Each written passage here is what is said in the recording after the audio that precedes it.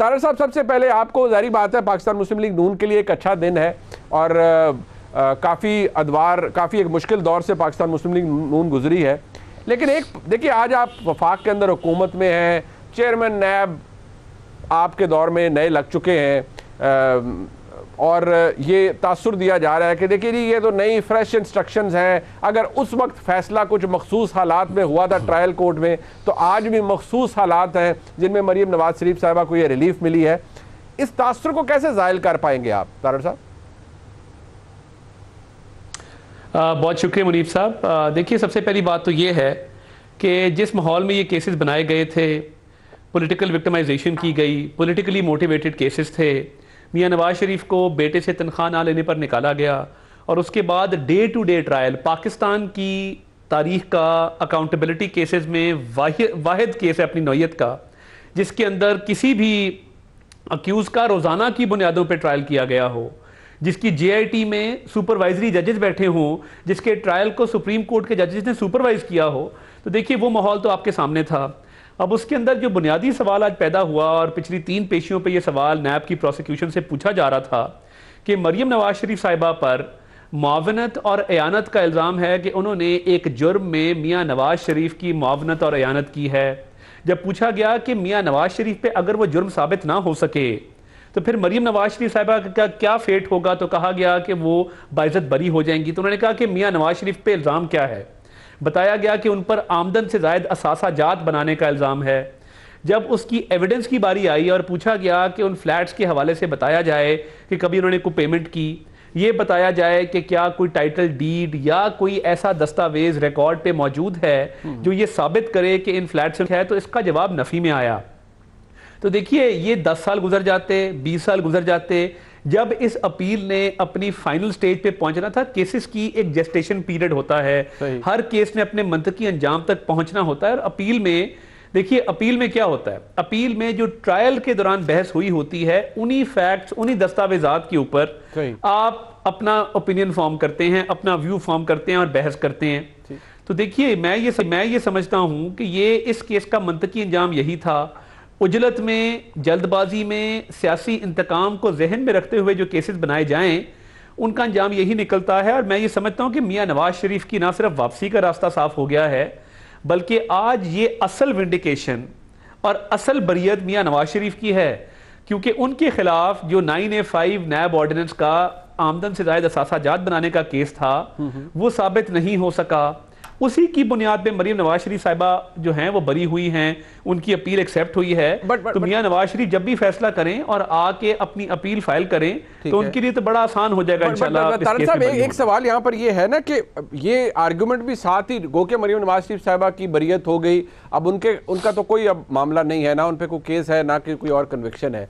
लेकिन एक सवाल अपनी जगह मौजूद है जो कि सियासी तौर पर भी पूछा जाता रहा है कि जी at the end of the day कोई पेपर ट्रेल नहीं थी, कोई एविडेंस नहीं था, फ्लैट कैसे लिए, प्रॉपर्टीज़ कैसे ली, ये सवाल आज तक है और हर एक के दिमाग में रहेगा। साथ ही साथ आपने कहा मियां नवाज शरीफ साहब के लिए भी रास्ता साफ हुआ है। मियां नवाज शरीफ साहब की कन्विक्शन तो अल अज़ीज़िया में भी हुई है, एवनफील्ड में भी हुई है। चलिए, एवनफील्ड की हद तक तो एक रास्ता बनता हुआ नज़र आता है, लेकिन अल अज़ीज़िया और उस अल अज़ीज़िया वाले रेफरेंस के अंदर उसमें मियां नवाज शरीफ की कन्विक्शन वहाँ तो बड़ा हैवी चार्ज है और वो अभी तक जो जजमेंट है ट्रायल कोर्ट की वो इनफील्ड है। नहीं, मगर देखे ना, अल अज़ीज़िया में ऑलरेडी जो सेंटेंस सस्पेंड हो चुका था, सिर्फ एवनफील्ड का सेंटेंस बाकी था। वो सेंटेंस तो अपनी जगह सस्पेंडेड है, इवन दो फाइनल अपील की एक्सेप्टेंस नहीं हुई, मगर जो उनकी बेल हुई थी और सेंटेंस सस्पेंड हुआ था वो अल अज़ीज़िया में देखिए 3 रेफरेंस थे। फ्लैगशिप में बरी हो गए, अल अज़ीज़िया में सजा हुई और सेंटेंस सस्पेंड हुआ, हाई कोर्ट ने किया।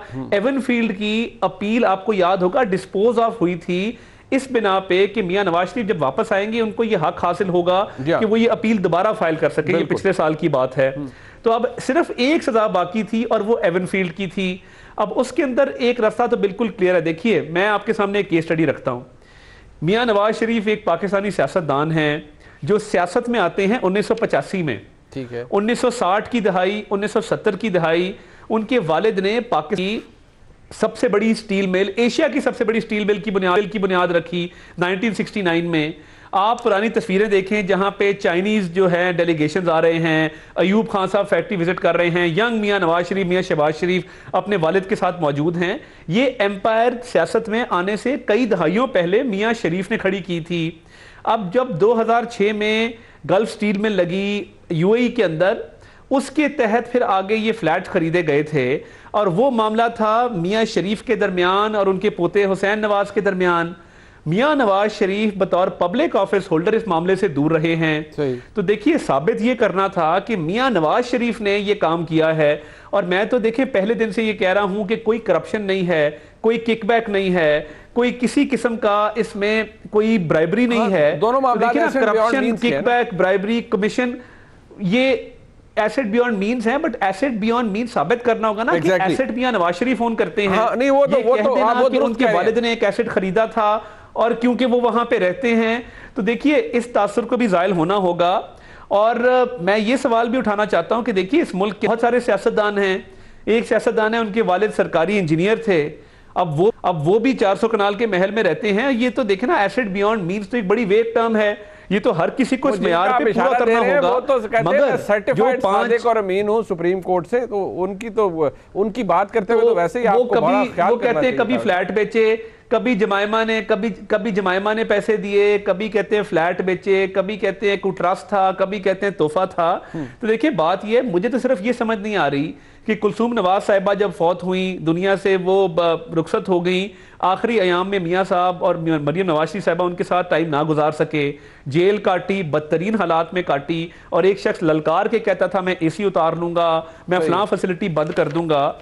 बदतरीन सियासी इंतकाम का निशाना बनाया गया। वो हमारे 5 या 6 साल वापस कौन ला के देगा? ये तो बात, ये तो अजाला कौन करेगा और उसका खमियाजा कौन भुगतेगा? ये बात, सवाल तो मैं भी उठाता रहा हूं कि देखिए अभी मियां नवाज शरीफ साहब हैं, चलें अगर फाइनली अगर वो उनकी बरियत होती है तो ये सवाल वो भी उठाएंगे, मरियम नवाज शरीफ साहिबा उठा सकती हैं, आज चीमा उठा सकते हैं, फवाद हसन फवाद उठा सकते हैं, और बहुत से लोग PMLN के बहुत से लोग जिनकी बाद में बेल ऑर्डर्स आए।